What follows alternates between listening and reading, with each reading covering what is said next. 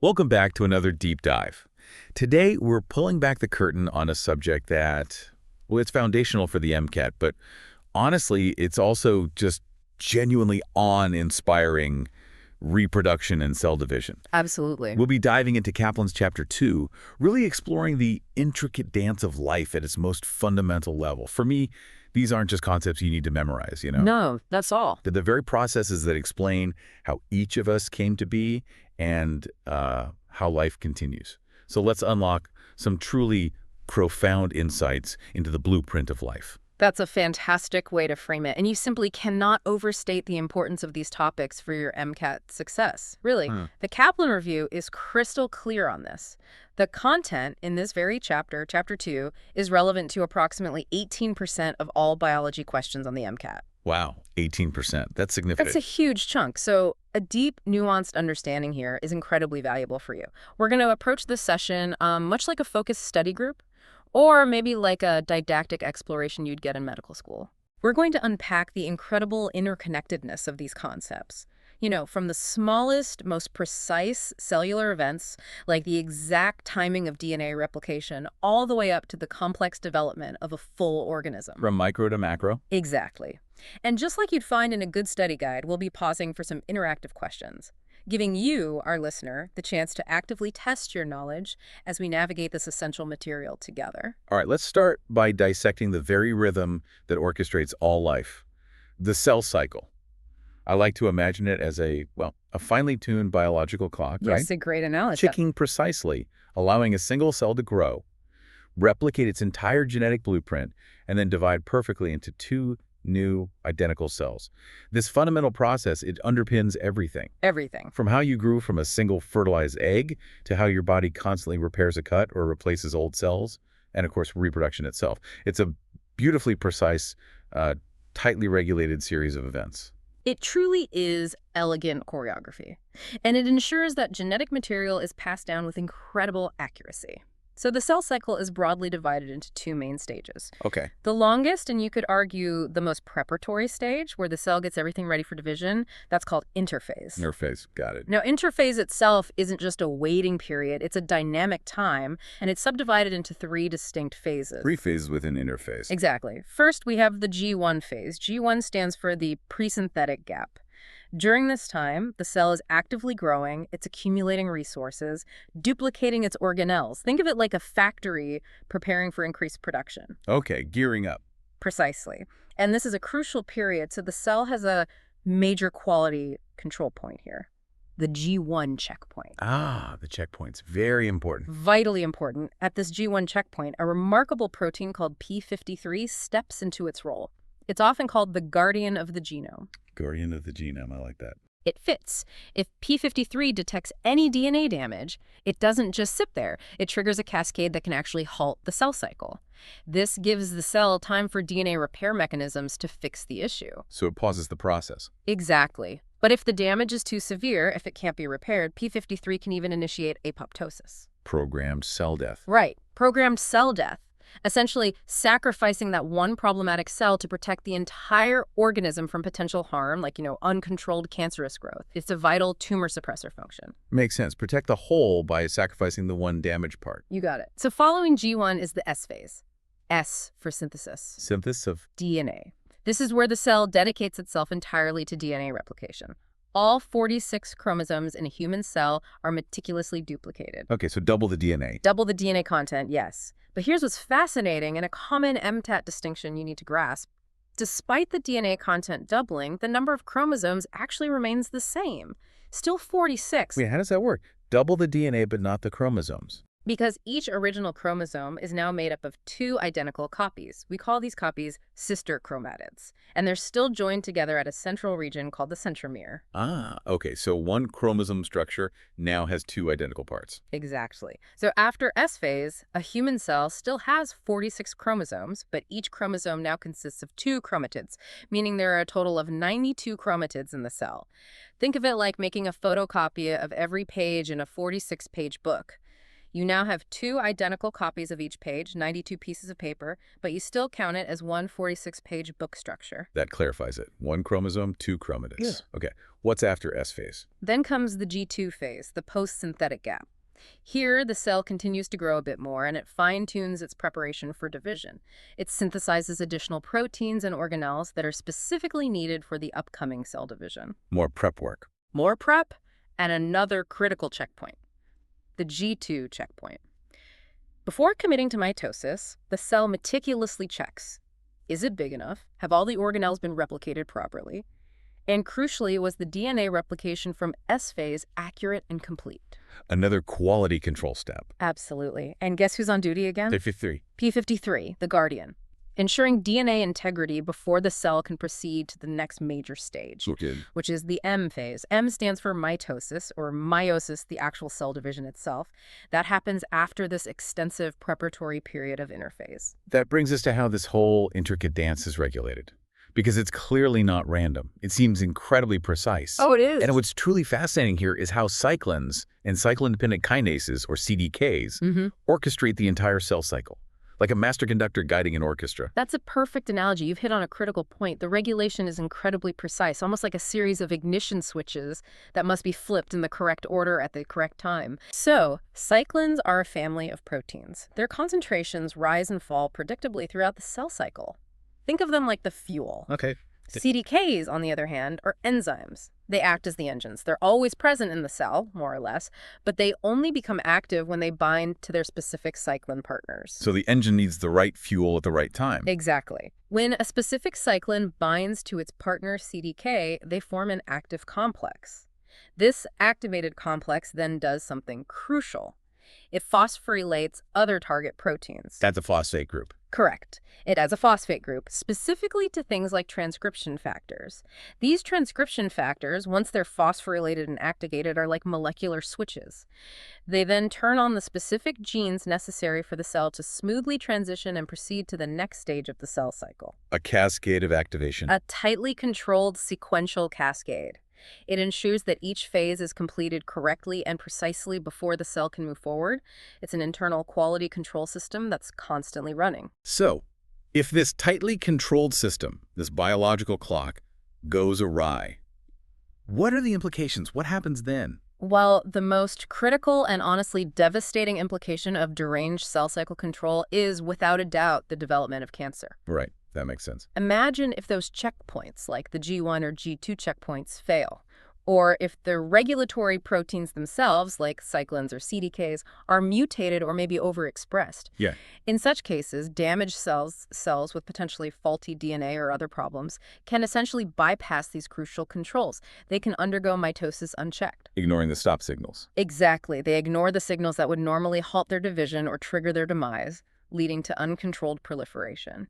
These cancerous cells then start to divide relentlessly, forming a mass, a tumor. And they can spread. They can. They can even produce factors that allow them to delocalize, meaning they lose their normal attachments and begin to invade adjacent tissues. And eventually, they can metastasize or spread to distant parts of the body through the bloodstream or lymphatic system. So understanding this cell cycle regulation, it's absolutely foundational to grasping the mechanisms behind oncology and, developing cancer therapies. It really highlights the delicate balance of life at the cellular level. That's a perfect example of why this isn't just theory. Okay, Right. Let's test your understanding of genetic variability in the context of this cell cycle. Here's an MCAT-style question directly from the Kaplan review. Remember, envision yourself in that test center, take a moment, read carefully, consider your answer. Okay. Question 1. MCAT Biology Review, Q10. Which of the following does not likely contribute to genetic variability? A. Random fertilization of an egg by a sperm. B. Random segregation of homologous chromosomes. C. Crossing over between homologous chromosomes during meiosis. D. Replication of the DNA during S stage. Okay, take a moment. Think about which one doesn't add to genetic differences. All right, pencils down metaphorically. Let's break this one down. The correct answer here is D, replication of the DNA during S stage. D. Okay, why? Here's the reasoning. Genetic variability is, well, it's the engine of evolution, right?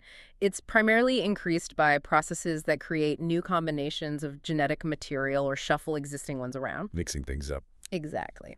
So let's look at the other options, the ones that do contribute. A. Random fertilization of an egg by a sperm. This is a massive contributor. Just think about it. Any one of millions of genetically unique sperm can fertilize any one genetically unique egg. The sheer number of possible combinations is astronomical. Every fertilization event is incredibly unlikely to produce the exact same genetic individual twice, unless you're talking identical twins. Huge variability. Makes sense. What about B? B. Random segregation of homologous chromosomes. This is also known as independent assortment. It happens during meiosis I, which we'll get to.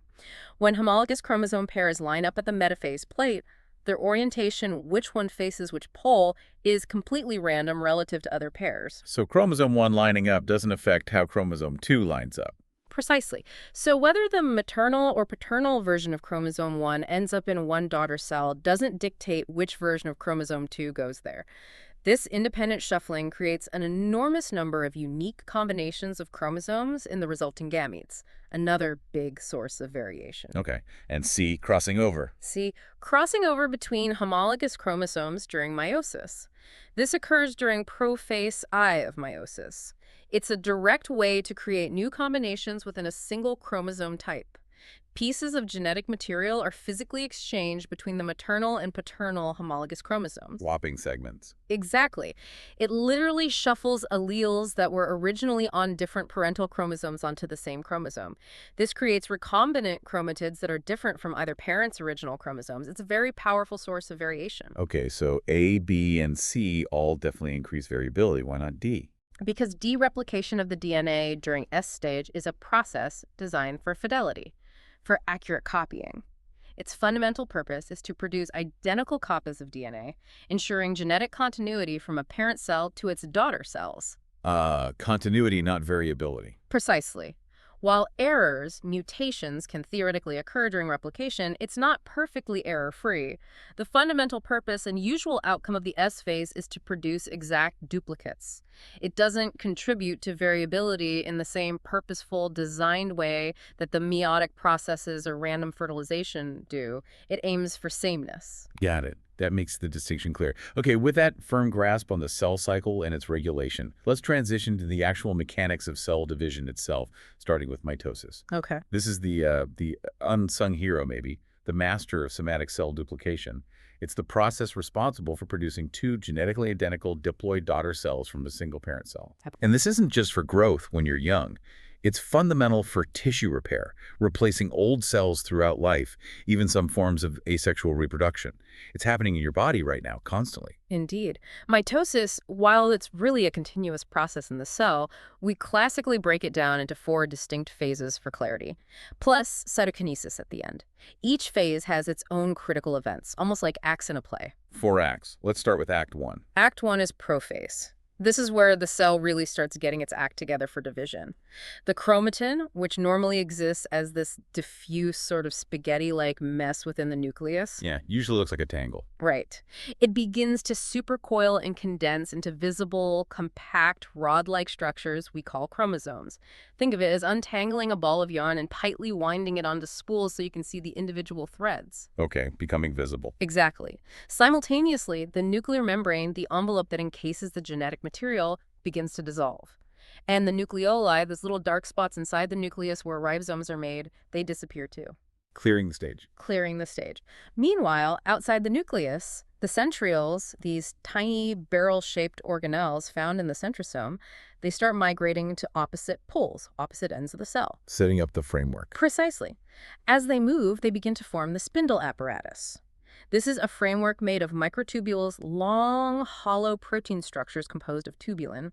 And finally, specialized protein structures called kinetochores form on the centromeres of each chromosome. Think of these kinetochores as microscopic grappling hooks. Grappling hooks, okay. Yeah, they're the crucial attachment points for those spindle fibers, those microtubules. That's prophase. A lot happens in prophase. What's next? Metaphase. Next up, metaphase. And this phase is all about precise alignment. Those spindle fibers that formed in prophase, they're now fully formed and attached to the kinetochores on the chromosome. Grappling hooks are attached? Attached. And they meticulously pull and push the chromosomes until they line up perfectly along an imaginary central plane. This plane is called the metaphase plate, or sometimes the equatorial plate. It's equidistant from the 2 poles of the cell. Right down the middle. Exactly down the middle. And this precise alignment is Absolutely critical.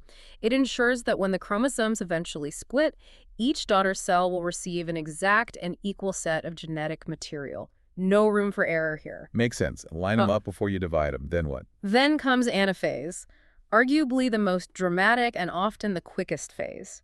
In anaphase, the sister chromatids remember those identical copies of DNA held together at the centromere? Yeah, the two parts of the replicated chromosome. Right.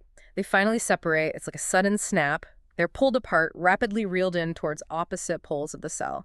And this pulling is done by the shortening of the kinetochore microtubules. So the spindle fibers contract. They shorten, pulling the chromatids apart, and once they've separated, each individual chromatid is now considered its own full-fledged chromosome. It's really a testament to the power of those microtubules. Separation complete. What's the final act? The final act of nuclear division is telophase. This phase is essentially the reverse of prophase.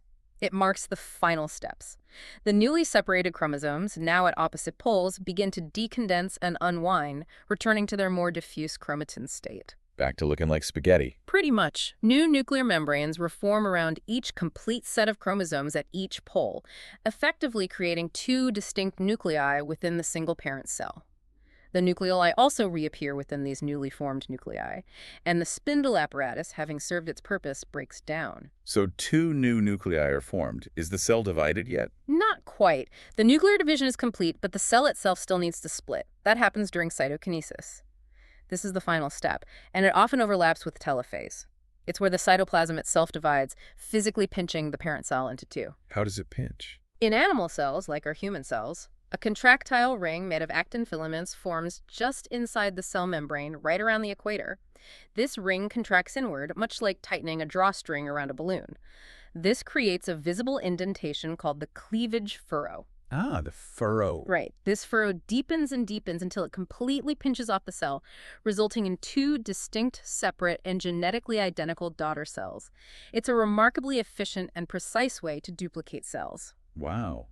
Prophase, metaphase, anaphase, telophase, and cytokinesis. The whole mitotic process. Okay, now that we've truly delved into mitosis, understanding its intricate choreography, let's consider a key distinction. Here's an MCAT question that specifically asks you to compare mitosis and meiosis. This is where those nuanced details really matter for the exam. Absolutely. These comparisons are high yield. Question 2. MCAT Biology Review, Q11. Which of the following statements correctly identifies a key difference between mitosis and meiosis? A. In metaphase of mitosis, replicated chromosomes line up in single file. In metaphase 2 of meiosis, replicated chromosomes line up on opposite sides of the metaphase plate. Okay, just option A provided here. Take a moment to think about this critical distinction, really visualizing the arrangement of chromosomes in each process. Mitosis versus meiosis, the second alignment. All right. This question, even with just option A, it touches on a really crucial difference or sometimes similarity in how chromosomes align. Let's analyze option A carefully. In metaphase of mitosis, replicated chromosomes line up in single file. In metaphase 2 of meiosis, replicated chromosomes line up on opposite sides of the metaphase plate. The first part of that statement is absolutely correct. In metaphase of mitosis, each replicated chromosome, consisting of those two sister chromatids, does line up individually in single file right along the metaphase plate. This ensures that when the sister chromatids separate in anaphase, each new cell gets one chromatid, now called a chromosome, from each original replicated chromosome. Perfect alignment for equal division. Okay, first part true. What about the second part? Meiosis the second. Well, the second part, as stated, in metaphase 2 of meiosis, replicated chromosomes line up on opposite sides of the metaphase plate. That's actually incorrect, or at least misleadingly phrased. In metaphase 2 of meiosis, just like in mitosis, the replicated chromosomes, each still composed of two sister chromatids, also line up in single file along the metaphase plate. The goal in both mitosis and meiosis II is to separate sister chromatids, so the alignment is the same, single file. So metaphase looks like mitotic metaphase in terms of alignment. Pretty much, yes. The critical difference, the one this question is likely hinting at, and a major point of confusion for MCAT takers, lies in metaphase V of meiosis. Ah, meiosis. Yes. In metaphase V, it's not individual chromosomes lining up. It's homologous pairs of chromosomes that align side by side at the metaphase plate, 2 by 2. This unique alignment of homologous pairs is what sets up the reductional division of meiosis I and allows for independent assortment. Okay, pairs in metaphase, we use single file mitosis in metaphase 2. Exactly. So while option A's description of metaphase of E is technically wrong, the core idea is that the fundamental difference in alignment between meiosis and mitosis occurs in meiosis first pairs versus meiosis II, single file. The question correctly states the single file nature of mitotic metaphase. That's a vital clarification. Thank you. Those distinctions are key. Let's try another question, this time concerning a mutation that might affect cell division, drawing directly on the underlying machinery we just discussed. This kind of question really tests your understanding of the components involved. Good application question. Question 3. MCAT 528 Advanced Prep, Q5 from Chapter 10. A certain yeast cell is unable to proceed to metaphase I of meiosis and is unable to proceed to metaphase I of mitosis. It most likely contains a mutation in the gene for 4. A. MO1. B. NDT80. C. Tubulin. D. CDC2. Okay, consider the role of each of those options in the cell cycle. Pause and reflect. What's essential for reaching metaphase in both processes? Okay, let's think this through. The correct answer here is C, tubulin. Tubulin. Why? Let's unpack it. The metaphase stage, whether it's metaphase of mitosis or metaphase I of meiosis, is fundamentally dependent on the proper formation and function of the mitotic spindle. Right, the spindle fibers that move the chromosome. Exactly. That spindle apparatus is like the cellular rail system that pulls and pushes chromosomes into their precise alignment at the metaphase plate. And what is the spindle made of? Microtubule. Microtubules. And what are microtubules primarily composed of? The protein tubulin. Ah, okay, so tubulin is the building block. It's the fundamental building block. So if a yeast cell has a mutation in the gene for tubulin, it simply cannot properly form its spindle apparatus. Without a functional spindle, the chromosomes cannot be properly captured, moved, or aligned at the metaphase plate. Which would stop it before metaphase. Precisely. This would immediately prevent the cell from proceeding to metaphase I in both meiosis and mitosis, because both processes rely on this shared structural component, the tubulin-based spindle, for chromosome positioning. Makes sense. What about the other options? Quickly. Sure. AMA1, NDT80, and CDC2 are all involved in cell cycle regulation, particularly in yeast. CDC2, for instance, is a cyclin-dependent kinase, like the CDKs we discussed earlier, crucial for general cell cycle progression. AMA1 and NDT80 are more specifically involved in meiotic regulation. While mutations in these could certainly affect progression through the cell cycle, a mutation that specifically blocks entry into metaphase I of both mitosis and meiosis points strongly towards a problem with the fundamental structural component common to both processes. And that's the spindle, made of tubulin. Exactly. Tubulin fits perfectly. That's a perfect illustration of connecting a molecular component to a macroscopic cellular process. Excellent. Now let's shift our focus. We've done mitosis, the copier. Let's talk about meiosis, the genesis of genetic diversity. The shuffler. The shuffler, yes. While mitosis is all about creating identical copies for growth and repair, meiosis is about shuffling the genetic deck to create unique individuals.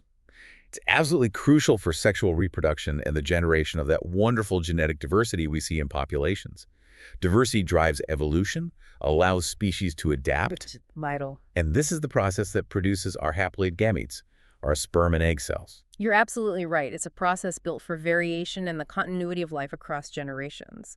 Now, meiosis involves two distinct consecutive divisions. We call them, simply enough, meiosis I and meiosis II. Each has its own crucial steps. Two divisions. Let's start with meiosis I. Okay. Meiosis I is known as the reductional division.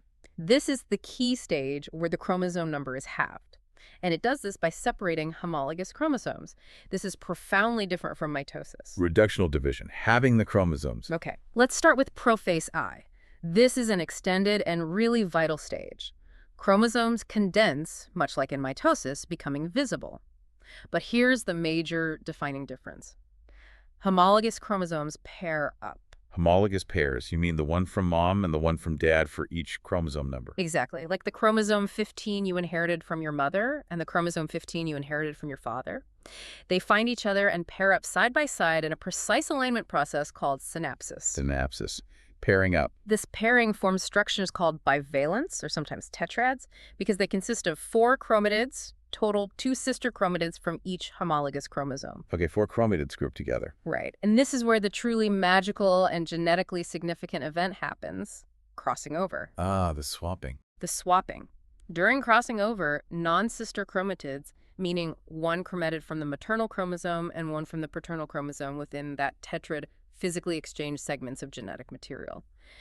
These points of exchange are called chiasmata. Chiasmata. This physical exchange leads to genetic recombination. It shuffles alleles between the homologous chromosomes. It's like taking two different decks of cards, cutting them in the middle, and swapping the bottom halves. You create entirely new combinations of genes on a single chromatid. Wow. That creates brand new chromosome combinations. Absolutely. It's a massive source of genetic variation. It ensures that even siblings aren't genetically identical unless they are monozygotic twins, of course. So prophase is huge. Right. Pairing and crossing over. Yeah. What happens in metaphase I? Then in metaphase I, instead of individual chromosomes lining up single file, like in mitosis, The pairs line up. exactly. It's these intact homologous pairs, the bivalents or tetrads, that align along the metaphase plate, side by side. 2 by 2 down the middle. Right. And what's particularly significant here is that how each pair aligns is independent and random relative to the other pairs. This phenomenon is called independent assortment. Independent assortment. We mentioned that earlier for variability. We did. For example, the orientation of the maternal and paternal versions of chromosome 1 at the metaphase plate has absolutely no bearing on the orientation of chromosome 2. Which way pair #1 faces doesn't influence which way pair #2 faces. This random segregation of homologous chromosomes further contributes exponentially to genetic variation in the gametes. So crossing over mixes genes within a chromosome pair, and independent assortment mixes which parental chromosome of each pair goes to which daughter cell. You've got it. Double dose of shuffling. Okay. What happens in anaphase I? Do the pairs split? Yes. In anaphase I, the homologous chromosomes separate. They're pulled to opposite poles of the cell. This is the reductional part, reducing the chromosome number. So one whole replicated chromosome goes one way, its homologous partner goes the other way. Correct. And critically, the centromeres do not divide in this phase. So each chromosome that moves to a pole still consists of two sister chromatids. This is what physically reduces the chromosome number by half.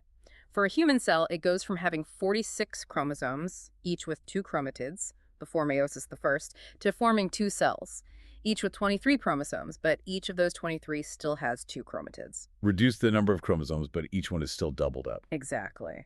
Finally, telophase, meiosis, and cytokinesis occur. The cell divides into two haploid daughter cells. Each of these cells now contains 23 chromosomes. But, crucially, remember that each of these 23 chromosomes is still composed of two sister chromatids. The nucleus may or may not reform briefly before the cell moves into Meiosis II. So after that first reductional division, Meiosis I, where the chromosome number is halved, Meiosis II is next. How does that compare to mitosis, and what's its specific role in creating those final gametes? Meiosis II. This second division is distinct but conceptually simpler. It's often referred to as the equational division. Yeah, because it's very similar to mitosis in terms of the chromosome mechanics. Its primary purpose is to separate the sister chromatids that are still held together after Meiosis I. Ah, separating the copies made back in S phase. Exactly.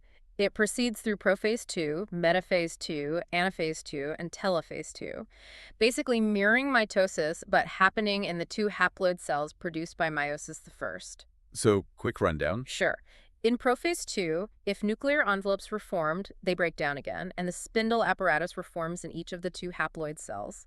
In metaphase II, the replicated chromosomes, each with two sister chromatids, now line up in single file at the metaphase plate in each cell. Single file, just like mitosis. Just like mitosis.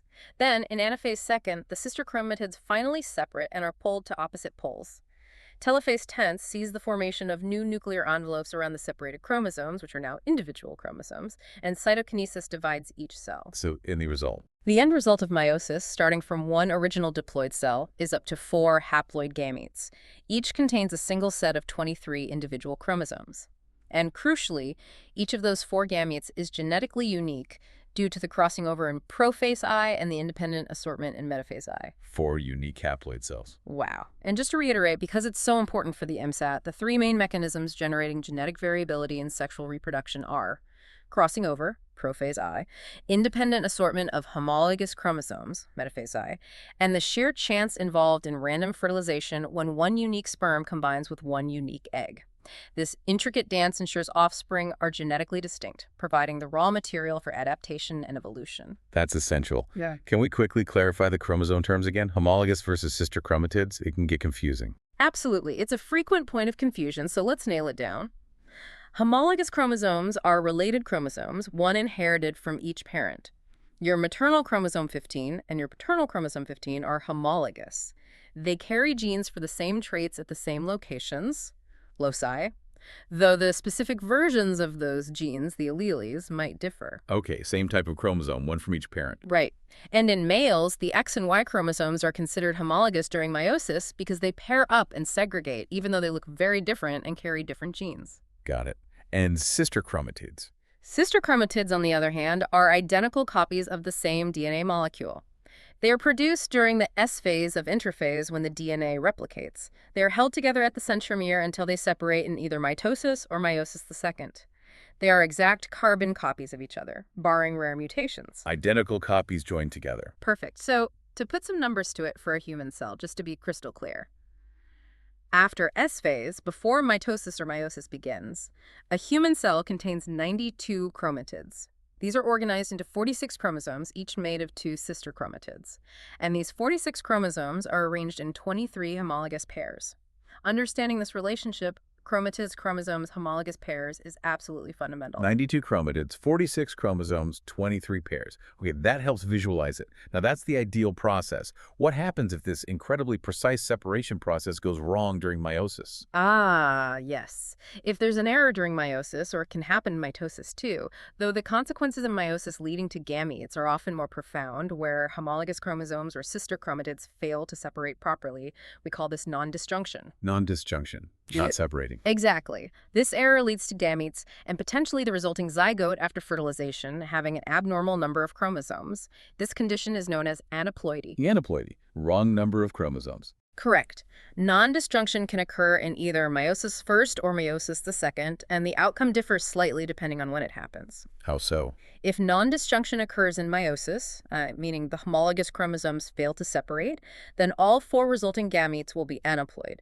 2 will have an extra chromosome, we call that N+1, and 2 will be missing a chromosome, N1. All 4 affected if it happens in meiosis first. Yes, but if non-disjunction occurs later, in meiosis II, meaning the sister chromatids fail to separate in one of the 2 cells going through meiosis II, then only 2 of the 4 resulting gametes will be aneuploid, one N+1, one N1.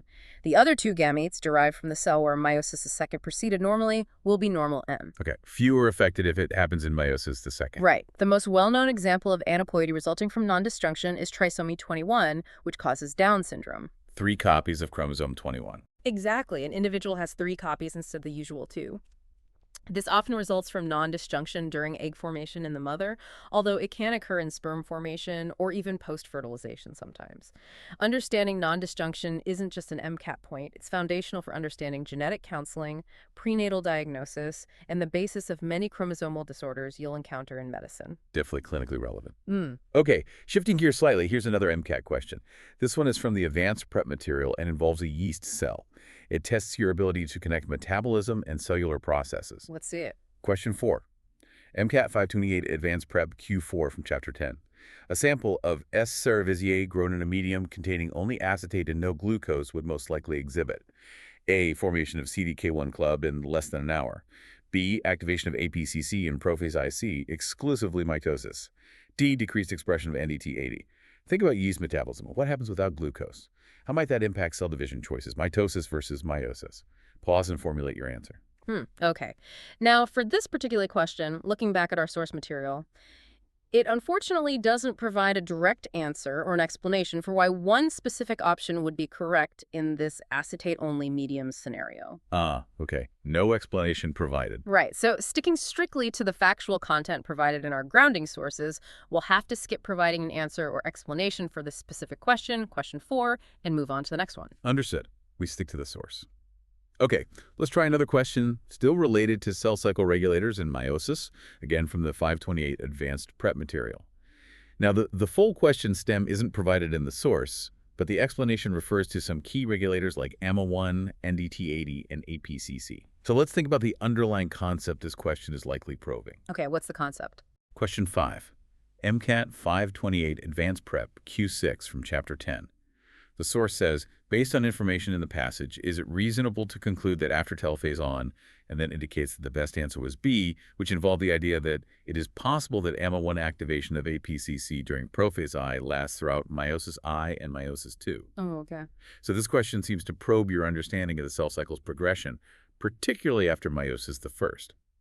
What happens to key regulators like NDT80, AMA1, and APCC in this continuous yet distinct process? Are things still active? Right. Even without the full question, the provided explanation for why option B is the best answer gives us significant insight into what's being tested. It's asking us to consider the state of these crucial regulators after telophase on as the cell gears up for meiosis II. What does the explanation suggest? Well, the source explanation implies that NDT80 would likely need to be active after telophase first because the second meiotic spindle is absolutely required for meiosis II to proceed.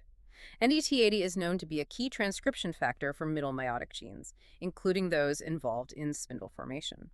So this tells us the cell's machinery isn't just shutting down completely after meiosis I, it's actively preparing for another round of chromosome segregation. So continued regulation is needed. Exactly. And furthermore, the explanation posits that AMA1 activation of the anaphase-promoting complex cyclosome, APCs, which typically occurs during prophase I, could potentially last or perhaps be reactivated to function throughout meiosis I and meiosis II.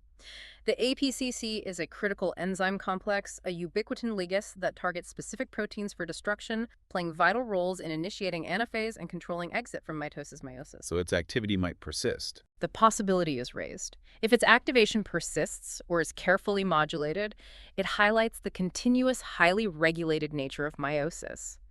It's not a complete shutdown and then a totally fresh restart between meiosis I and meiosis II. Rather, it seems to be a carefully controlled progression where some regulatory mechanisms might persist or reactivate in a coordinated fashion to ensure the successful completion of both meiotic divisions. Continuous regulated progression. Okay. This persistence or reactivation of regulators ensures the cell isn't just resetting, but rather moving smoothly through a programmed sequence of events. Fascinating. Okay, transitioning now from the purely cellular level to the organismal, let's explore reproductive anatomy and gametegenesis. The players and their creation. This is where we look at the specific structures involved in human reproduction and the amazing complex processes of how our gametes, sperm and egg, are actually formed and matured. Absolutely. And the journey really begins with understanding chromosomal sex determination. Our biological sex as humans is primarily determined by the 23rd pair of chromosomes, the sex chromosomes. XX and XY. Right. Females typically have two X chromosomes, XX, while males have an X and a Y chromosome, XY. Since ova or egg cells are produced through meiosis in females who are XX, all eggs will carry an X chromosome. Okay. Eggs always have X. Correct. Sperm, however, are produced by males, XY, so meiosis results in sperm carrying either an X or a Y chromosome in roughly equal numbers. Therefore, it's the sperm that biologically determines the chromosomal sex of the offspring at fertilization. If an X-bearing sperm fertilizes the egg, the result is XX, female. If a Y-bearing sperm fertilizes the egg, the result is XY, male. So the sperm determines the sex. Got it. Yeah. What about those X chromosomes? They seem important. Oh, very important. The X chromosome is quite large and carries a significant amount of genetic information, well over 1,000 genes. This is why X-linked disorders are particularly important in genetics and medicine. Why specifically X-linked? Because males are considered homozygous for most genes on the X chromosome. And mezygous, meaning They only possess one copy of the X chromosome. So if a male inherits a disease-causing allele on his single X chromosome, he will necessarily express that disorder because he doesn't have a second X chromosome that might carry a healthy dominant allele to mask it. no backup copy. Exactly. Females, however, have two X chromosomes, XX, so they can be homozygous, two identical alleles, or heterozygous, two different alleles, for X-linked genes. Most X-linked disorders like red-green color blindness or hemophilia are recessively inherited. Meaning you need two copies of the bad allele to show the disease. For females, yes. So females express these recessive disorders far less frequently. A female carrying one copy of a recessive diseased allele on one X chromosome but not exhibiting the disease herself is known as a carrier. She doesn't have the disease, but she can pass that allele to her children. And if she passes it to a son? If she passes the X with the recessive allele to her son, he will express the disorder because he only gets that one X from her and a Y from his father. That's why these conditions are much more common in males. That explains a lot. Okay, let's delve into the male reproductive system and the process of making Spermatogenesis. Right. In males, the primary site of sperm production and maturation is the testes. These are housed in the scrotum, an external pouch that importantly keeps them slightly cooler than the core body temperature. That lower temperature is actually optimal for sperm development, for spermatogenesis. Cooler is better for sperm production. Yes. Within each testes are these highly coiled tubes called seminiferous tubules. These are the actual factories where sperm are produced. Lining these tubules are Sertoli cells. Think of them as nurse cells. They play a crucial supportive role, nourishing the developing sperm cells. Sertoli cell support.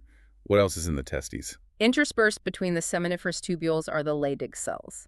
These are responsible for producing and secreting androgens, the male sex hormones, primarily testosterone. Testosterone is crucial for sperm production and development of male secondary sexual characteristics. Seminiferous tubules make sperm, Leydig cells make testosterone. Got it. Where does sperm go after they're made? Once immature sperm are produced in the seminiferous tubules, they move into the epididymis. This is a long, coiled tube located on the posterior side of each testis. Here, in the epididymis, the sperm undergo further maturation, they gain motility, the ability to swim, and they are also stored until ejaculation. Maturation and storage in the epididymis. Okay. Then ejaculation happens. During ejaculation, sperm travel from the epididymis through a muscular tube called the vas deferens, or ductus deferens. Each vas deferens travels up into the pelvic cavity, loops around the bladder, and then merges with the duct from a gland called the seminal vesicle to form the ejaculatory duct. Vas deferens joins with seminal vesicle duct. To form the ejaculatory duct, there are two ejaculatory ducts, one from each side, and they pass through the prostate gland and then join the urethra.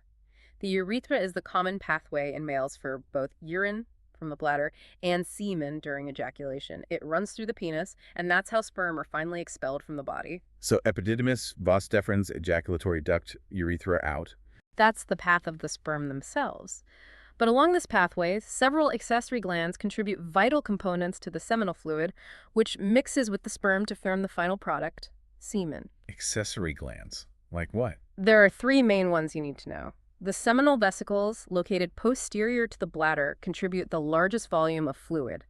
It's rich in fructose, which provides energy for the sperm's long journey.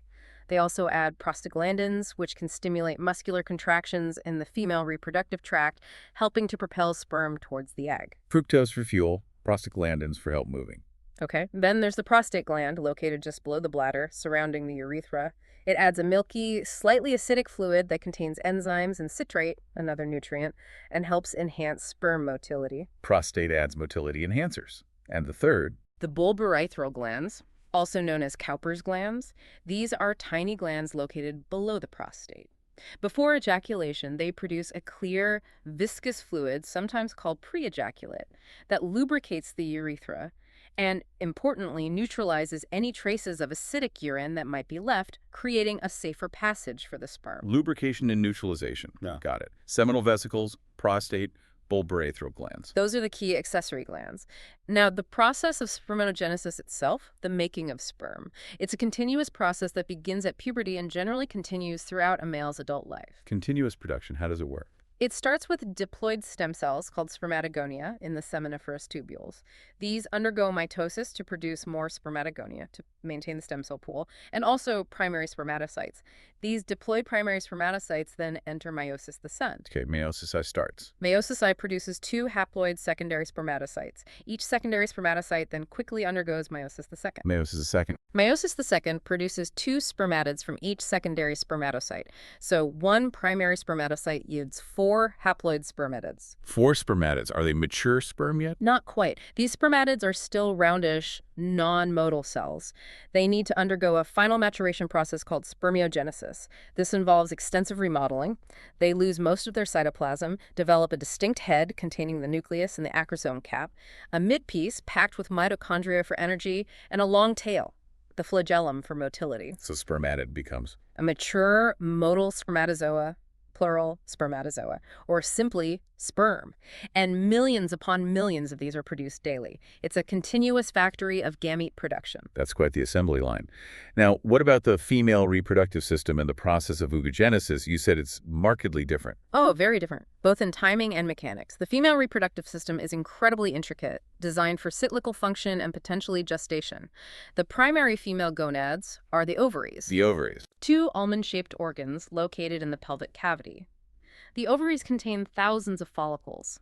Each follicle is like a little house containing and nurturing a single developing ovum or egg cell. Thousands of follicles with eggs inside. Right. Once an egg is released from the ovary during ovulation, it typically travels into the fallopian tubes, also known as oviducts. These tubes extend from near the ovaries towards the uterus. They are lined with cilia, tiny hair-like projections that help sweep the egg along towards the uterus. Fallopian tubes connect ovary to uterus. Correct. And fertilization, the meeting of sperm and egg, typically occurs in the wider distal third of the fallopian tube, a specific region called the ampulla. Ampulla of the fallopian tube. Key location for fertilization. Very key. The fallopian tubes then lead into the uterus, a muscular pear-shaped organ. The uterus has a thick, highly vascular inner lining called the endometrium.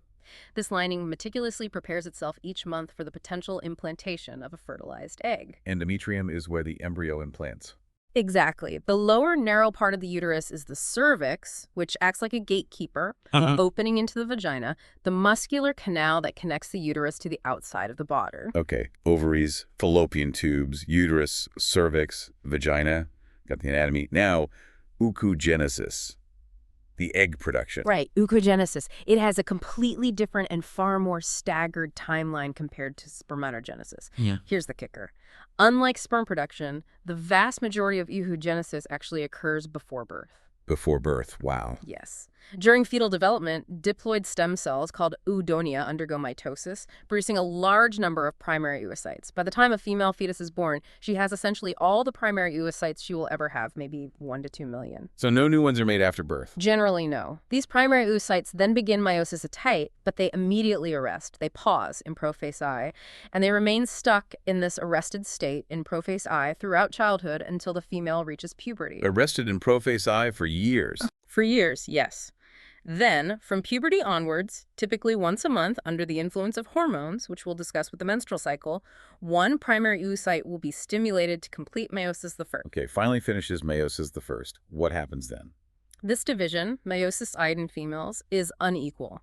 It results in 2 cells of very different sizes. A large secondary oocyte, which receives almost all the cytoplasm and organelles, and a tiny, essentially non-functional polar body, which contains very little cytoplasm and typically just degenerates. Unequal division, one big cell, one tiny one. Why? It's thought to conserve the resources, the cytoplasm and nutrients, for the one cell that has the potential to become an embryo.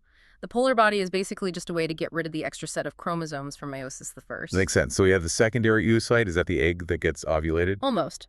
The secondary oocyte then immediately begins meiosis II, but it arrests again, this time in metaphase II. The secondary oocyte, arrested in metaphase II, is what is actually ovulated from the ovary each month. Arrested again in metaphase II this time. Yes.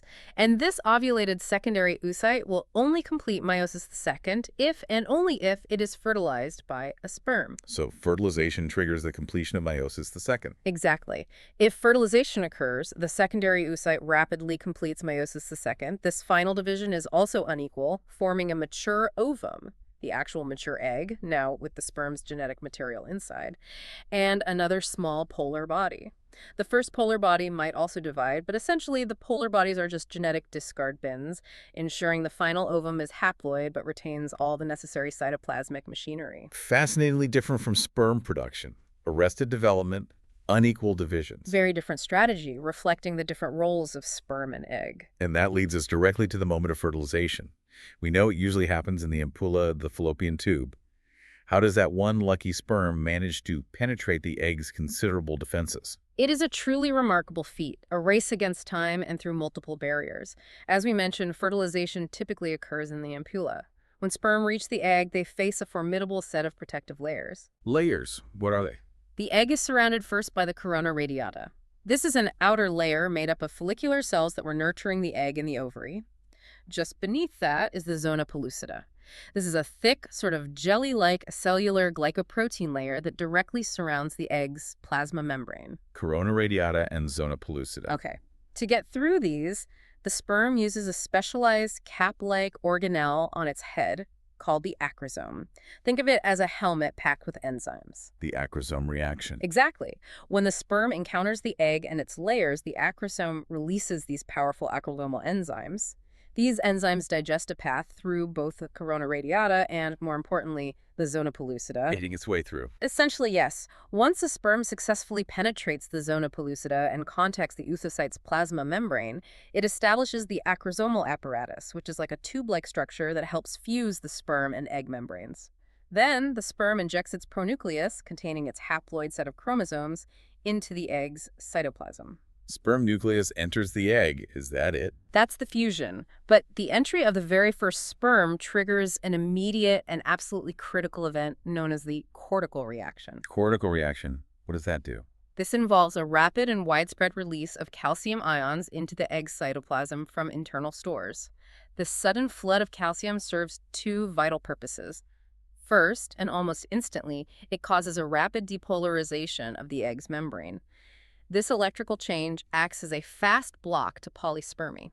Polyspermy, Yeah. meaning too many sperm. Exactly. Fertilization by more than one sperm is lethal, so this fast electrical block momentarily prevents any additional sperm from binding to and entering the egg. Okay, immediate electrical block. What's the second purpose of the calcium? The second and more permanent effect is that the calcium influx triggers the release of cortical granules from just beneath the egg's membrane. The contents of these granules cause chemical changes in the zona pellucida. This is called the zona reaction. It hardens the zona pellucida and clips off the receptors that other sperm bind to. This serves as a slower but much more permanent block to polyspermy. Chemical hardening of the zona. Yeah. The slow block. Right. So fast electrical block, slow chemical block. Ensures monospermy, one sperm per egg. Simultaneously, this calcium influx also dramatically increases the metabolic rate of the now fertilized egg, the diploid zygote. It effectively wakes it up, initiating its developmental program and preparing it for the first rounds of cleavage. A calcium-triggered activation and protection mechanism. Incredible. It's an elegant, highly evolved mechanism to ensure the creation of a viable embryo. From the creation of gametes to the moment of fertilization, the female body orchestrates this incredibly complex dance of hormones and physiological changes through the menstrual cycle. This cycle isn't just about, the period. It's meticulously designed to prepare the female reproductive system for a potential pregnancy each and every month. Absolutely. For those of you who are visual learners, Figure 2.0 Nair in your Kaplan review book is an excellent resource. It really helps visualize these stages and how the hormone levels fluctuate. It truly shows the complexity of this hormonal symphony. Indeed. The menstrual cycle is a classic example of intricate endocrine regulation, full of feedback loops, both positive and negative. It typically lasts about 28 days, although there's significant individual variation, of course. And we can divide it into 4 distinct phases, each driven by specific hormones. 4 phases. Let's start at the beginning. Okay. Phase 1, the follicular phase. This phase kicks off technically on day 1, which is the first day of menstrual flow. Menstruation is the shedding of the uterine lining, the endometrium, from the previous cycle where pregnancy didn't occur. So the cycle starts with the period. Correct. At this point, the concentrations of the main ovarian hormones, estrogen and progesterone, are at their lowest. This decrease in hormones at the end of the previous cycle is actually the initial trigger for the new cycle. It removes the negative feedback on the hypothalamus. Low hormones trigger the start. Exactly. The hypothalamus increases its secretion of GnRH, gonadotropin-releasing hormone. GnRH then travels to the anterior pituitary gland and tells it to release more FSH, follicle-stimulating hormone, and LH, luteinizing hormone. Hypothalamus, GnRH, pituitary digests FSH and LH. Got it. Right. FSH is the primary driver in this early phase. Its name tells you what it does.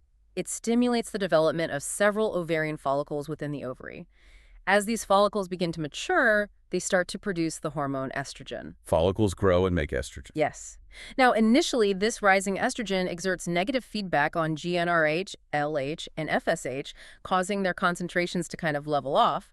But simultaneously, this estrogen is crucial for stimulating the regrowth of the endometrial lining in the uterus. It makes it thicker, promotes vascularization, growth of blood vessels, and glandularization, basically rebuilding the uterine wall, preparing it just in case of implantation later. Estrogen builds the lining back up. Okay, that's the follicular phase. What's next? Phase 2, ovulation. This is the pivotal event, usually around day 14 in a typical 28-day cycle. As estrogen levels continue to rise, produced mainly by the one dominant follicle that has outcompeted the others, they eventually reach critical threshold. High estrogen levels. At this high threshold, estrogen's feedback effect dramatically switches. It flips from negative feedback to positive feedback on GnRH, and consequently, particularly on LH. Positive feedback. So more estrogen causes more LH. Exactly. This leads to a sudden, dramatic surge in LH levels, often referred to as the LH surge.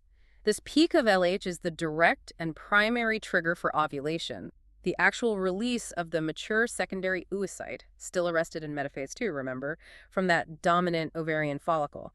It ruptures out of the ovary and is usually swept into the fallopian tube. It's a rapid, hormone-driven event. The LH surge triggers ovulation. Got it. Yes. Phase 3. Phase 3, the luteal phase. Its phase follows ovulation.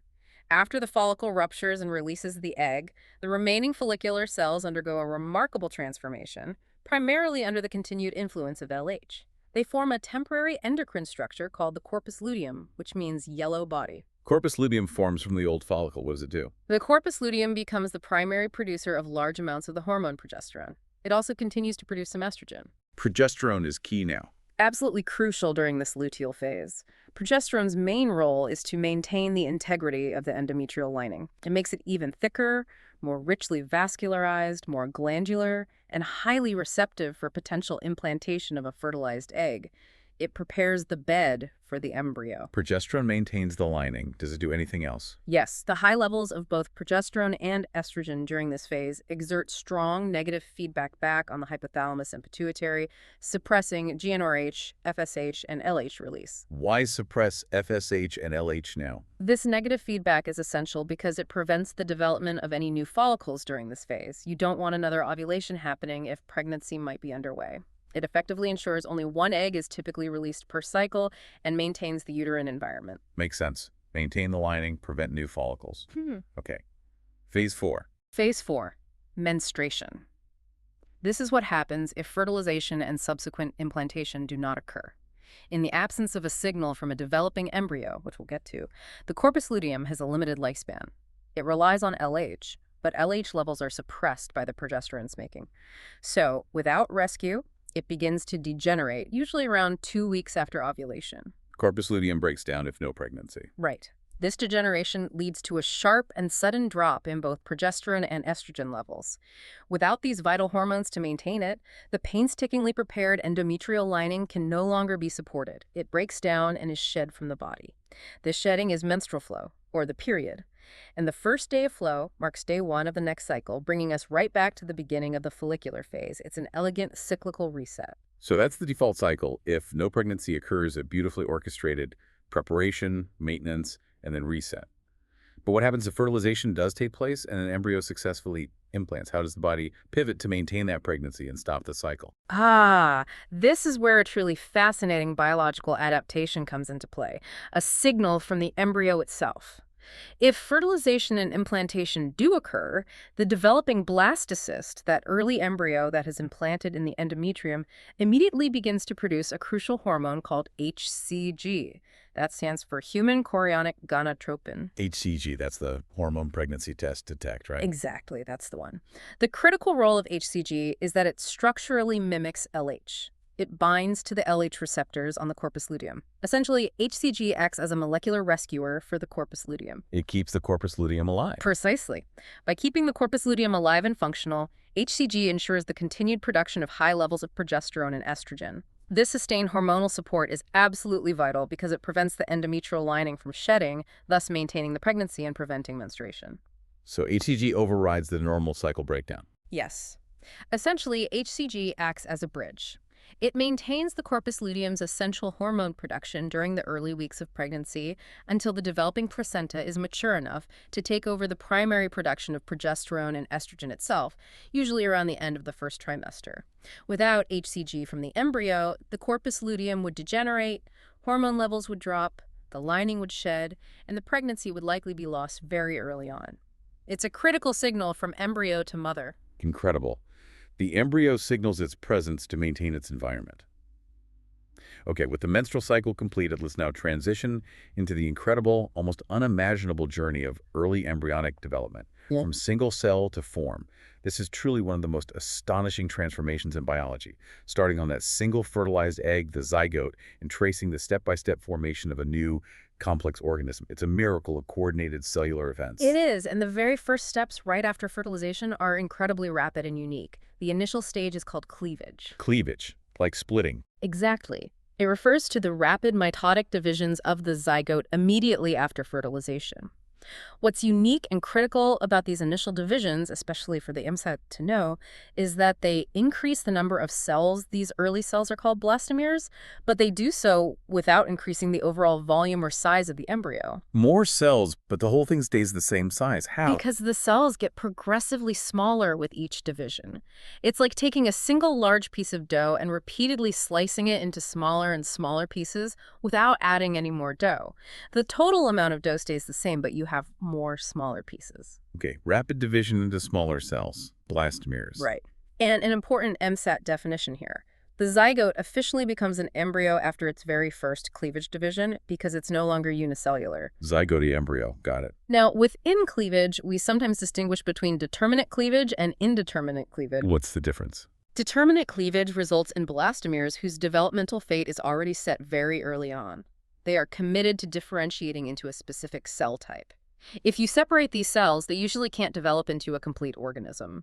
Think of organisms like C. elegans. Fate determined early. Right. Indeterminate cleavage, however, results in cells that retain the ability, at least for the first few divisions, to develop into any cell type in the organism, or even a whole organism. They are totipotent or pluripotent for a while. This is the type of cleavage seen in humans. And why is that significant for humans? Because it's precisely how identical monozygotic twins can form.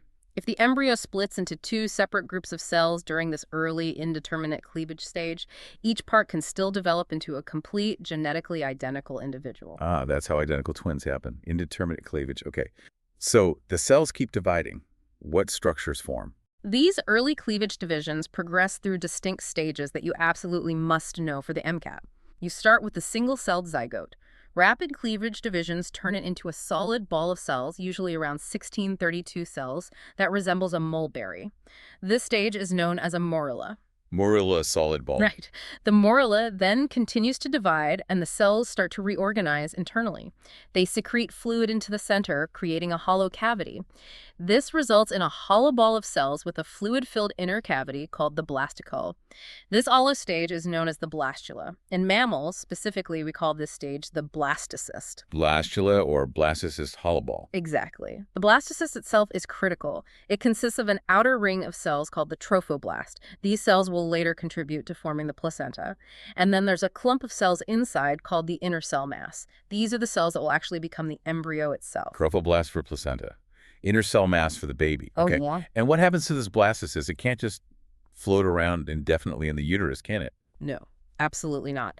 The blastocyst is responsible for the next critical step for pregnancy to continue, implantation. Embedding in the uterine wall. Precisely. This typically occurs around 6 to 10 days after fertilization. The blastocyst, using enzymes produced by the trophoblast, burrows into and implants itself into that thick, vascular endometrial lining of the uterus that was prepared during the menstrual cycle. This establishes a crucial connection to the maternal blood supply, which is essential for nutrient exchange and continued growth. Implantation is key. Now, you mentioned identical twins form from indeterminate cleavage. What about fraternal twins? Ah, good distinction. Twinning has two main types based on their origin.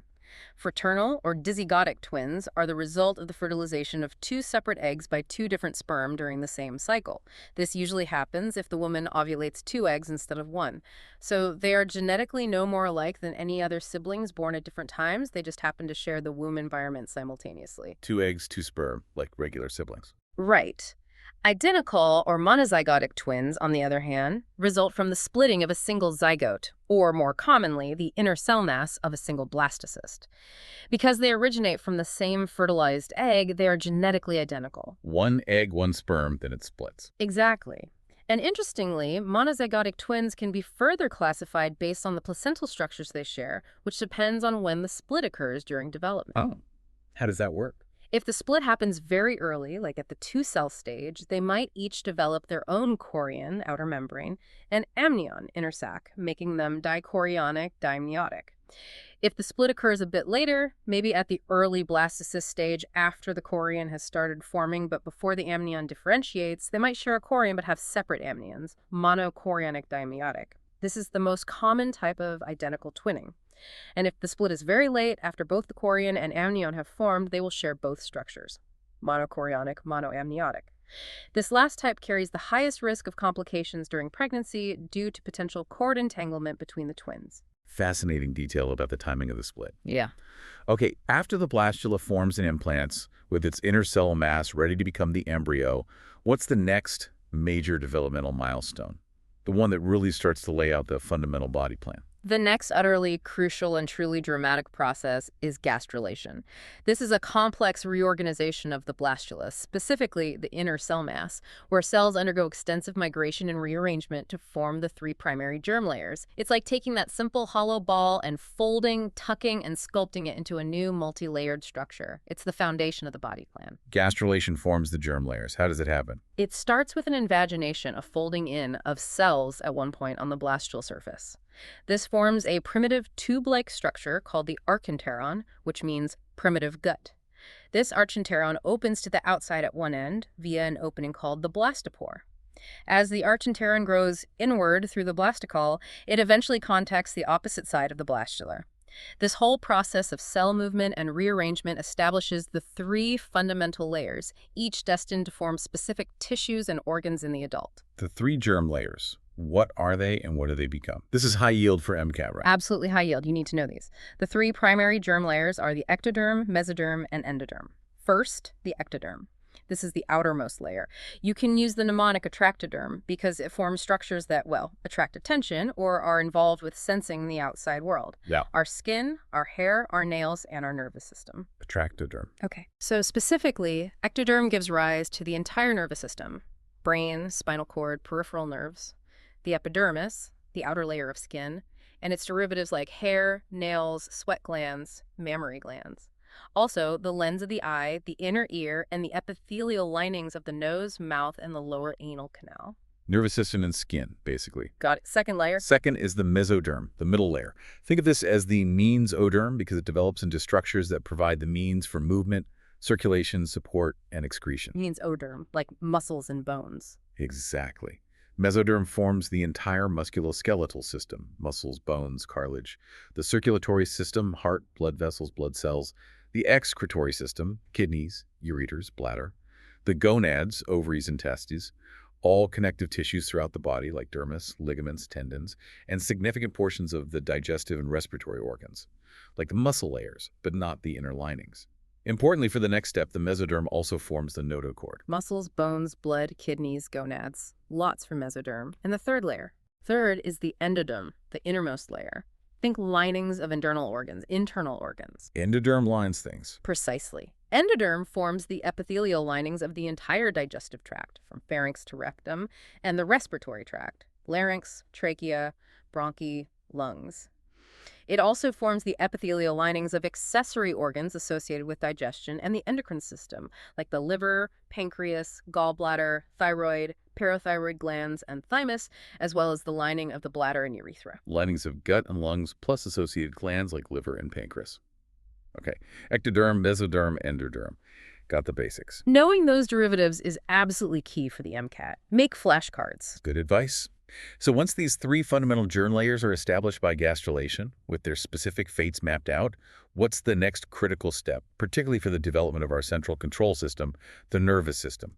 You mentioned the notochord from mesoderm. Right. Following the formation of the three germ layers, the development of the nervous system begins in a crucial process called neurulation. And this process is critically initiated by that notochord, which, as we just said, is derived from the mesoderm. It's a rod-like structure that forms along the midline, underneath the ectoderm. Notochord induces the nervous system. Exactly. The notochord acts as a powerful inducer. It releases chemical signals that influence the group of overlying ectodermal cells directly above it. This induction causes these specific ectodermal cells to thicken and form the neural plate. The neural plate then folds upwards, forming neural folds on either side of a central depression called the neural groove. Folding up from the ectoderm. Yes. These neural folds then beautifully curve inwards and fuse together along the dorsal midline, forming a hollow tube. This tube is the neural tube. Neural tube. That sounds important. It is. The neural tube is the direct precursor to the entire central nervous system, meaning your brain at the anterior end and your spinal cord posteriorly. Defects in neural tube closure are the basis of conditions like spina bifida and anencephaly. Wow. So proper neurulation is vital. What about the peripheral nervous system? That comes from another fascinating group of cells involved in neurulation, the neural crest cells. These cells originate at the very tips, the crests of the neural folds, right where the folds meet before fusing. Cells from the tips of the folds. Right.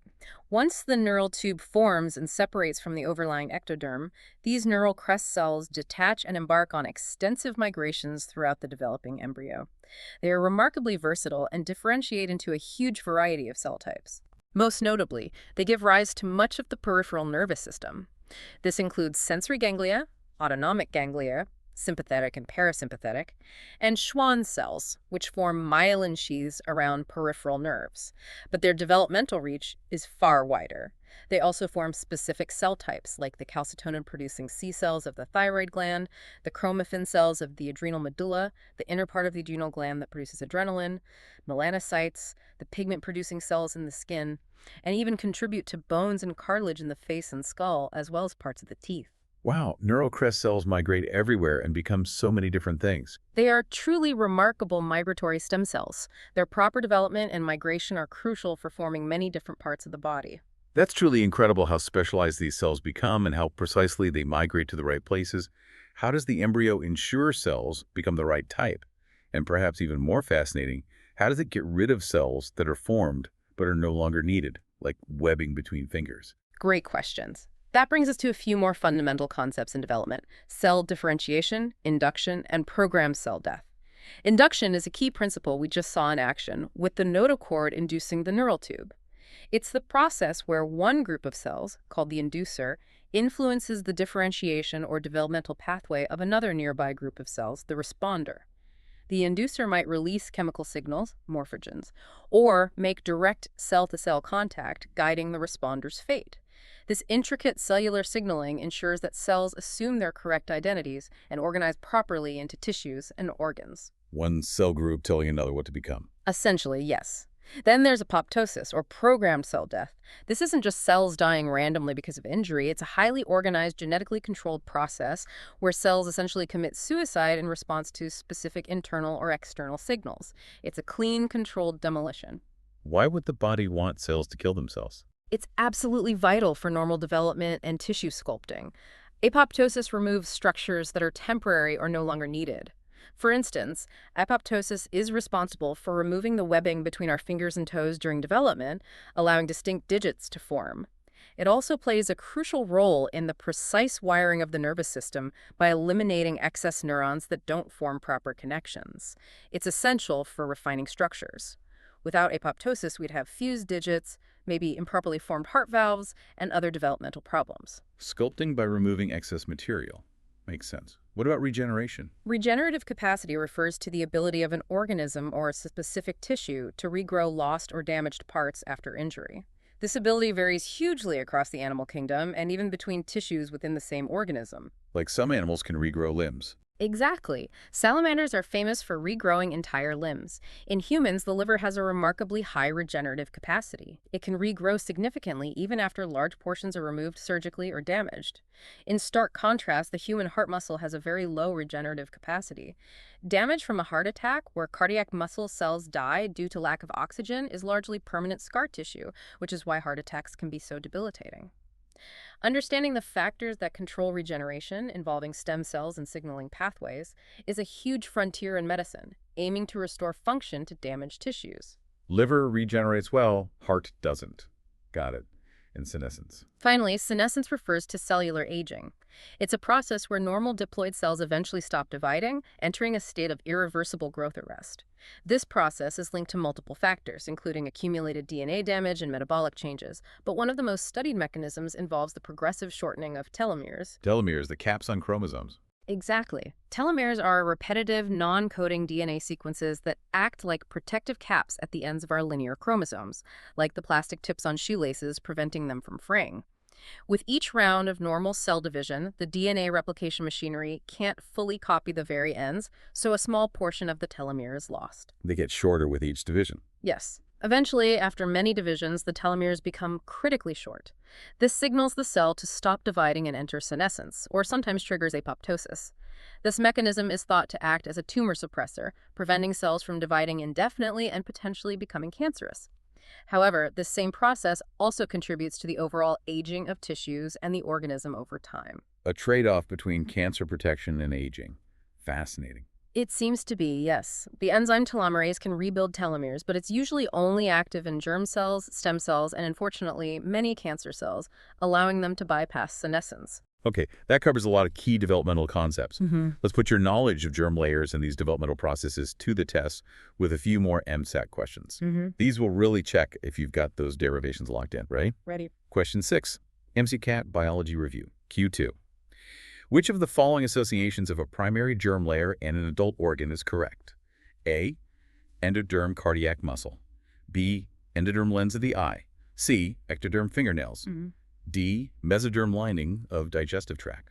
Test your knowledge of germ layer derivatives. Pause for a moment, consider each option, maybe use those mnemonics we talked about. Okay, let's unpack this one. Thinking about the germ layers, the correct answer here is C, ectoderm fingernails. C, why is that correct and the others wrong? Let's go through them. A, endoderm cardiac muscle. Incorrect. Cardiac muscle, like all muscle tissue, skeletal smooth, is derived from the mesoderm, or mesoderm for movement. Endoderm primarily forms internal linings. B, endoderm lens of the eye. Incorrect. The lens of the eye, along with the retina and the rest of the nervous system, plus skin, hair, and nails, is derived from the ectoderm, or atractoderm. C, ectoderm fingernails. Correct.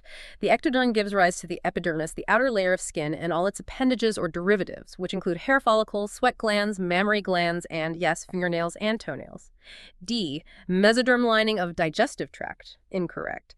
The epithelial lining of the digestive tract and respiratory tract is derived from the endoderm, or linings of internal organs. The mesoderm forms the muscle layers and connective tissue layers of the digestive tract wall, but not the innermost lining itself. Perfect breakdown. Knowing those derivatives inside and out is crucial. Great. Next question, another foundational embryology concept. Question 7, MCAT Biology Review, Q3. From which of the following layers does the notochord form? A, ectoderm. B, mesoderm. C, endoderm. D, archenteron. Where does this crucial precursor to the spine originate?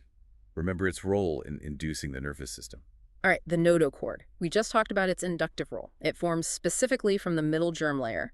The correct answer is B, mesoderm. Mesoderm. Yes.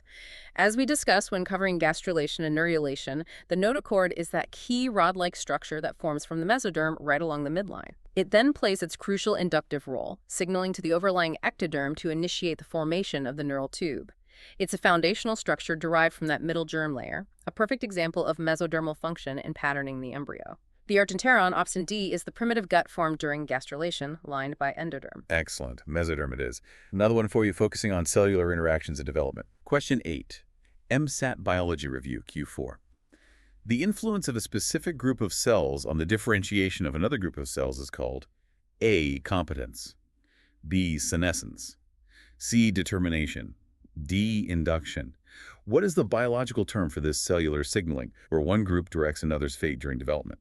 Okay, the term for one group of cells influencing the differentiation of another group, that is de-induction. Induction. Yes, induction is precisely that process. One group of cells, the inducer, signaling to and influencing the developmental pathway and differentiation of another nearby group of cells, the responder.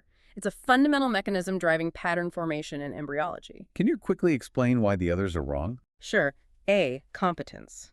This refers to the ability of the responder cell to actually receive and respond to the inductive signal. A cell must be competent to be induced. Competence is the state of readiness to respond, not the influence itself. B, senescence. As we discussed just a moment ago, senescence is cellular aging, where cells stop dividing. It's unrelated to this developmental influence. C, determination. This is an earlier step in differentiation. It's the irreversible commitment of a cell to a specific cell lineage or fate, often occurring before overt differentiation is visible. It's an internal commitment, not the external influence process. Okay, so induction is the active influence between the cell groups. Got it. For our final question on early embryonic development, let's put the key stages in chronological order. This is a sequence you'll definitely want to have down cold for the MSTAT. Absolutely. Sequence questions are common. Question 9. MCAT Biology Review Q13 rephrase for clarity. Place the following stages of development in chronological order, from zygote to gastrula. Zygote, morula, gastrula, blastula. Order these foundational stages of human development, thinking about the transitions from that single fertilized cell to a multi-layered embryo. Okay, the chronological order. You start with the fertilized egg, that's the zygote. Then rapid cleavage divisions create a solid ball of cells, the morula. The morula then hollows out, forming the blastula, or blastocyst in mammals.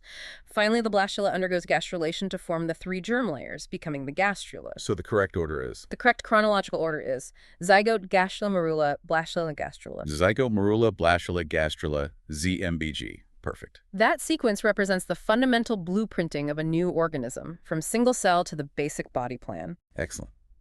Okay, to conclude our deep dive into reproduction and development today, let's explore the unique and ingenious adaptations of fetal circulation.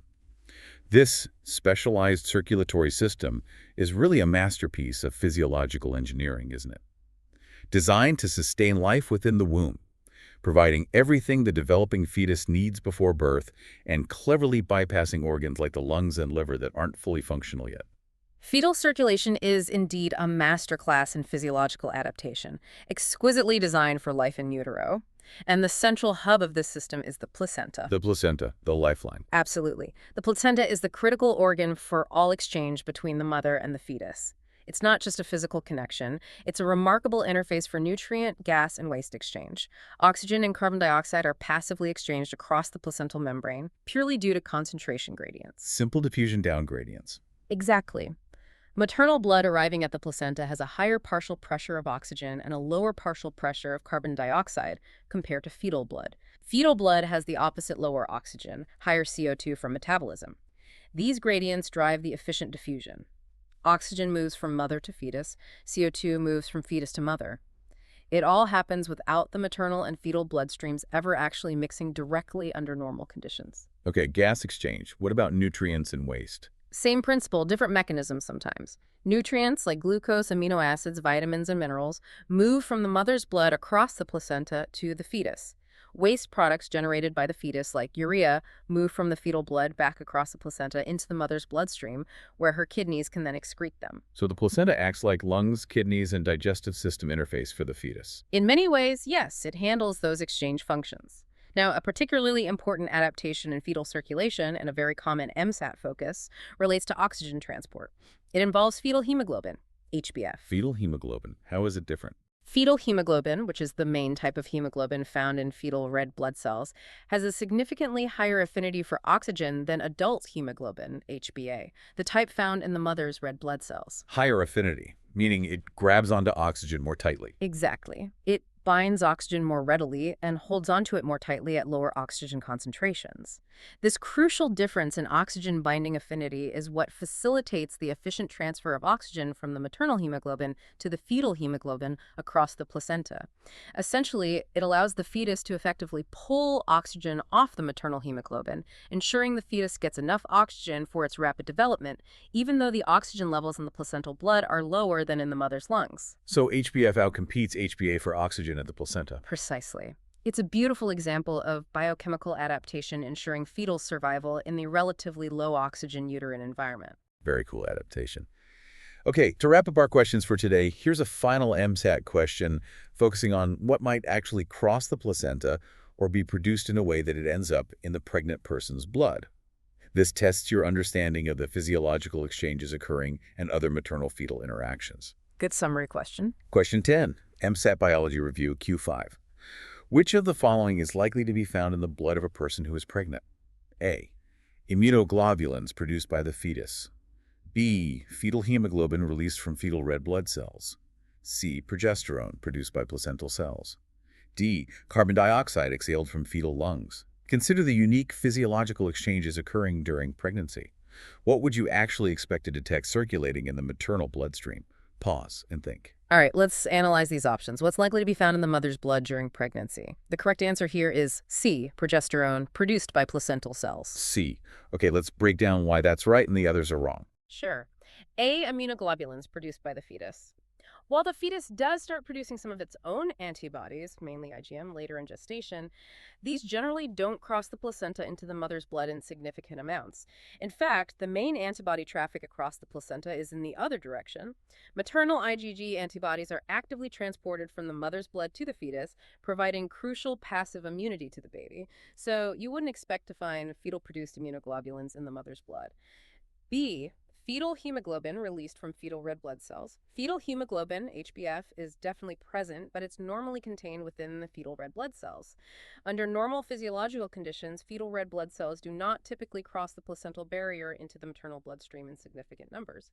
If substantial amounts of fetal red blood cells, and thus HbF, are found in the maternal blood, it usually indicates an abnormal event, like a fetal-maternal hemorrhage, which can cause problems, so not a normal finding. D, carbon dioxide exhaled from fetal lungs. This one is incorrect for a couple of reasons. First, as we just discussed, the fetus's lungs are not functional for gas exchange in utero. The placenta handles all of that. They're filled with fluid. Second, carbon dioxide is produced by fetal metabolism, and it does diffuse across the placenta to the mother's bloodstream, but it's then transported in the maternal blood to her lungs, and she exhales it. You wouldn't find CO2 exhaled from fetal lungs in the maternal blood. It's a waste product the mother eliminates. C, progesterone, produced by placental cells. This is the correct answer. The placenta isn't just an exchange organ, it's also a vital endocrine organ. Early in pregnancy, HCG from the embryo rescues the corpus luteum, which makes progesterone. But by about the second trimester, the placenta itself becomes the primary factory producing massive quantities of hormones essential for pregnancy maintenance, most notably progesterone and also estrogen. Because the placenta is a fetal-derived organ directly interfacing with the maternal blood supply in the uterine wall, these placental hormones are secreted directly into the maternal circulation. They circulate in high concentrations throughout the mother's body and are easily detectable in her blood. So the placenta makes hormones that go into the mother's blood. Absolutely. High levels of placental progesterone are characteristic of pregnancy and essential for maintaining it. This question perfectly illustrates that unique physiological interplay. And with that, we bring this deep dive to a close. Wow, what an incredible and intricate journey we've taken today. Seriously. From the precise choreography of the cell cycle, right? Yeah. And the contrasting wonders of mitosis and meiosis, the copier and the shuffler, then delving into the delicate development of our reproductive systems, the whole cyclical nature of the menstrual cycle, and finishing with the amazing adaptable processes of embryonic and fetal life, including that unique circulation. It covers a huge amount of fundamental biology. It really does. I hope you feel, as I do, that understanding these fundamental biological processes isn't just about nailing the MCAT, and though it's certainly crucial for that. It's truly about appreciating the profound miracle of life itself, right down at its most foundational level. It's quite humbling, actually. It is humbling. And it's been a comprehensive and deeply insightful exploration today. Remember, as you're studying, these concepts aren't just isolated facts to be memorized in a vacuum. Please don't approach it that way. Right. They are interconnected systems. They lay the very groundwork for understanding so much of human physiology, genetics, and even pathology that you'll encounter in medicine. So as you continue to prepare for the MCAT, revisit these topics, practice more questions, application is key, and truly try to embrace their complexity. Don't shy away from it. Good advice. And maybe if we connect this to the bigger picture, just for a final thought, think about how the breathtaking precision we've discussed in cell division, in development, starting from just a single fertilized egg to creating a complex human being, think about how that precision underpins not just individual life, but the very continuity and adaptation of species across generations. The big picture. Yeah, and then ask yourself, what does this all mean for the future of medicine? Consider how breakthroughs in understanding these fundamental processes, cell cycle control, differentiation, regeneration, could lead to incredible advancements. Things like new regenerative therapies for damaged organs, maybe more targeted approaches to treating cancer by hitting specific cell cycle vulnerabilities, or perhaps developing better interventions for developmental disorders by understanding where things go wrong early on. So much potential based on these fundamentals. Exactly. So keep that curiosity alive. Keep asking those deeper questions and continue your diligent study as you embark on your journey towards medicine. Good luck.